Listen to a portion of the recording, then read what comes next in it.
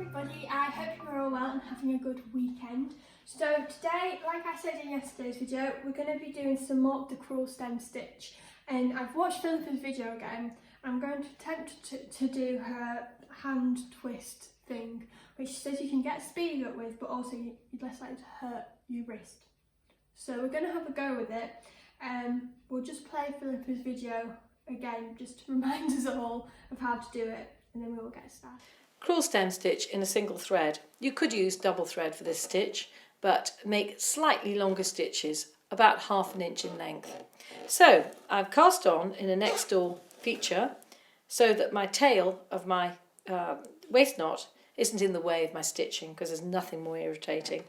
So come up at the beginning of your line and go down, and this can be anything up to about 1/2 inch with double thread, but with single thread that's going to be slightly shorter. So I go down to the proportion of the size of the thread as well as the curve of the feature. So as I go down with my needle, I'm using my second finger in my needle hand and keeping that on top of the frame.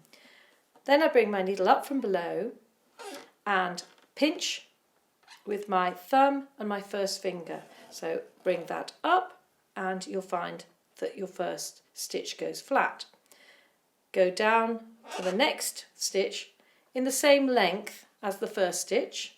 Again, hold your wool to the side and come back up in the first stitch. As you go round a shorter corner, then you might want to make your stitches slightly smaller.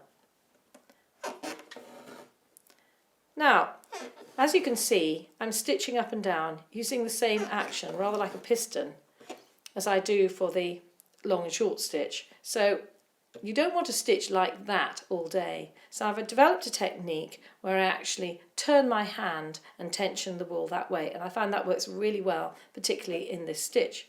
So I go down, I use my second finger as usual, then I come up, I pinch the needle with my thumb and my first finger as usual, but now I'm going to split my hand like that and turn it so that it's actually turning the hand that makes the tension of the stitch. So go down, use your second finger to hold the loop away, come back at the end of the previous stitch, pinch, split, turn.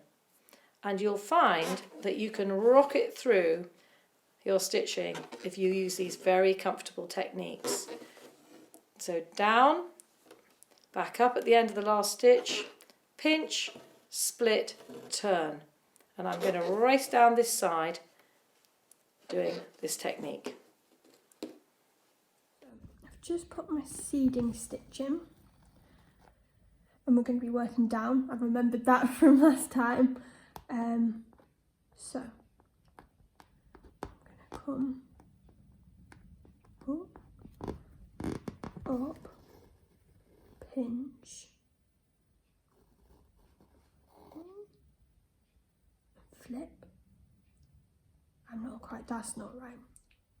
I may have to watch the video again. So I'm going to pinch that, then with the second finger hold it, then we're going to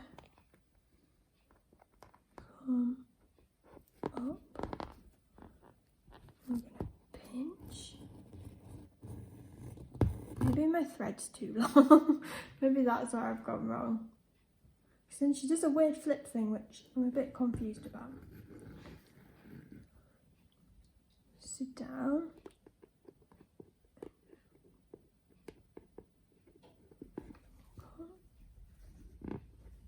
Up, pinch, we'll keep trying. Second finger,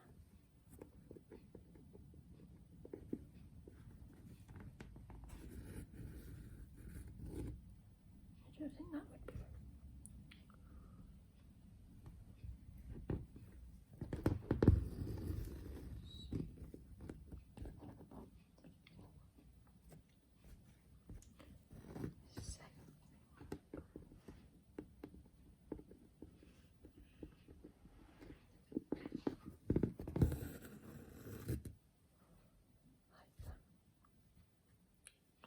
I'm going to watch Phillipa's video again, just to try and get the flip movement. Watch that. For the long and short stitch. So you don't want to stitch like that all day. So I've developed a technique where I actually turn my hand and tension the wool that way. And I find that works really well, particularly in this stitch. So I go down, I use my second finger as usual, then I come up, I pinch the needle with my thumb and my first finger as usual, but now I'm going to split my hand like that and turn it so that it's actually turning the hand that makes the tension of the stitch. So go down, use your second finger to hold the loop away, come back at the end of the previous stitch, pinch, split, turn, and you'll find that you can rocket through your stitching if you use these very comfortable techniques. So down, back up at the end of the last stitch, pinch, split, turn, and I'm going to race down this side doing this technique. I've realised that I was so busy focusing on the video and the technique. It's not my neatest crewel stem stitch, and also I think the reason I was struggling so much at the beginning was partly due to my thread being too long, which I'm sure Phillipa will be telling me off for. You'll be screaming at the screen as well. But now that my thread's more of a proper length, it seems to be going much better. So down,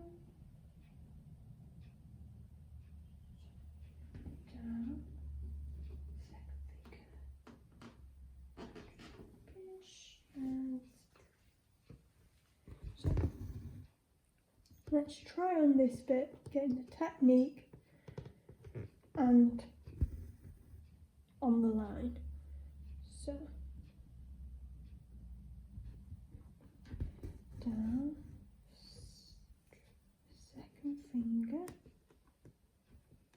up, pinch, split, turn, down, pinch, split, turn, down, second finger, up, pinch, split, turn, down, second finger,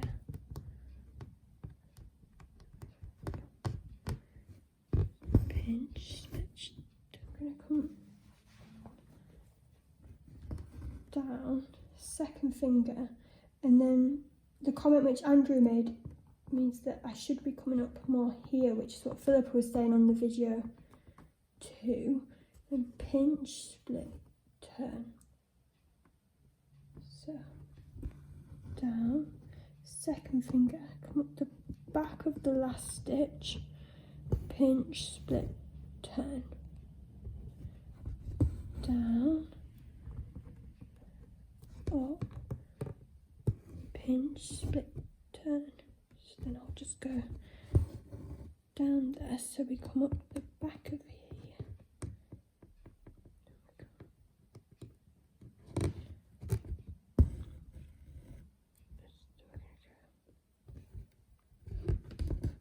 Down,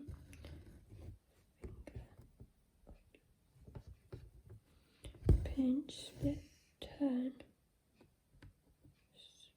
down. Helps if I've got the thread on.